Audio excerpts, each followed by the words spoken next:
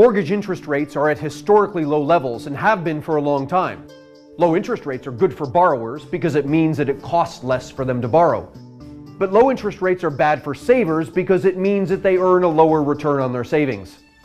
Similarly, high interest rates are bad for borrowers because it means that they must pay more to borrow money. But high interest rates are good for savers because it means that they earn more interest on their savings. In 1972, mortgage rates were 7%, and the average American household's debt was 76% of its income. Mortgage interest rates rose until 1981 and then fell. As mortgage rates rose, people borrowed less, and as mortgage rates fell, people borrowed more. Today, mortgage interest rates are almost half of what they were in the 1970s, allowing households to borrow about twice what they could afford then. Some argue that we need interest rates to be low so as to encourage spending. But low interest rates don't simply encourage people to spend more. They encourage people to spend more now in exchange for spending less in the future.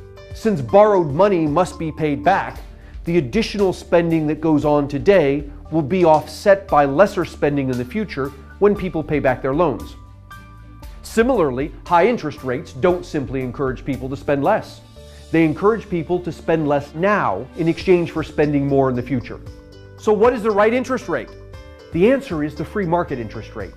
The free market interest rate is the rate we get when the Federal Reserve does not interfere in financial markets. Individual borrowers and savers know better than the Federal Reserve whether they should give up spending tomorrow in exchange for more spending today, or whether they should give up spending today in exchange for more spending tomorrow.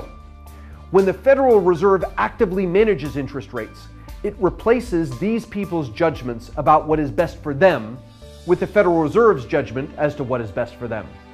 The lesson is that borrowing and saving are really about deciding whether to consume more now and less later, or more later and less now. And these decisions are best left to individuals.